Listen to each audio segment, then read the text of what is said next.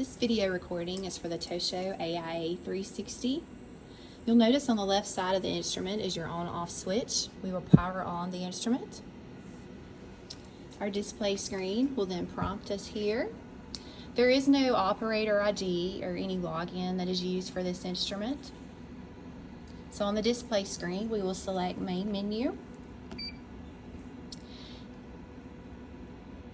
Right here, it's going to ask us to enter the amount of substrate that is used, which is one of our reagents. We'll remove that substrate, which we have from the refrigerator. We'll mix gently and place it on the instrument. You will notice in the holding station where the substrate usually stays is isopropyl alcohol. We will remove the isopropyl alcohol from the holding station.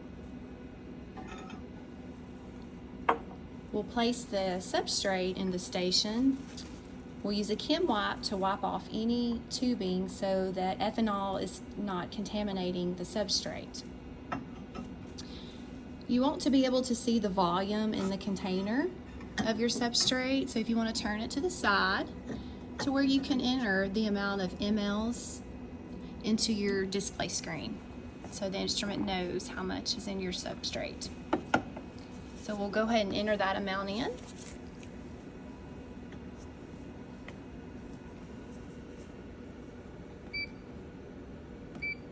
Select OK and start. This takes approximately about 7 minutes. You'll notice on top of the instrument is our quick reference review flip chart. There's in here talks about the reagents that's used on the instrument. We have our wash solution, diluent, and our substrate. On the side of the instrument here, the substrate again is at the top. We have our big waste container on the side. Our wash is in the middle, and they're all labeled in our diluent. We make these reagents out of a manufacturer concentration that is stored in the refrigerator according to the instructions in the flip chart, which tells us how to make these volumes.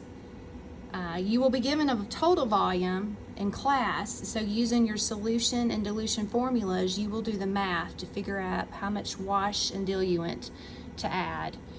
Usually we only make enough for each day. So after you've checked your reagents and loaded your substrate, your next step would be on your display screen is to select Daily Checks. And on Daily Checks, you can see where each thing that it's going to do on your daily check. It's going to check your reagent. It's going to make sure that your waste container is empty and check your paper supply. Your paper supply is up here. So you'll notice ours is pretty full right now if you pick it up and kind of look at it. Okay, so once you've done that, if you would need to add any new reagents or empty any waste, this would be the time that you would do so. Our last daily check on our list is to set a standard cup to position 1. Our standard cups are kept underneath our cabinet. Usually we have a tray that is currently in use with our standard cups in there. Okay, so you will notice a barcode on the standard cup. That barcode has all the information that the instrument will read. The test code, the lot number, all the information. Okay, so we'll go ahead and place one cup in position 1 on the instrument and then press OK. And sometimes you'll notice, like, here's a cup that was left still on the instrument. It's shut down, so you'll want to go ahead and remove it. And we'll put a fresh one on there. And you can see the number 1 right here. So position 1, reagent cups at the top, and samples and patients are on the bottom. So after we have our standard cup in position 1, we will close our door on the instrument.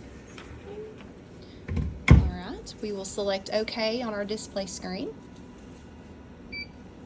and we'll press the start key. Our little blue box start. go. So you will see on the display screen that it's initializing. It's reading the barcode on the standard cup, getting all the information it needs. You'll hear priming and dispense, how it's priming and dispensing our wash and diluent. And usually this takes about 6 or 7 minutes to perform.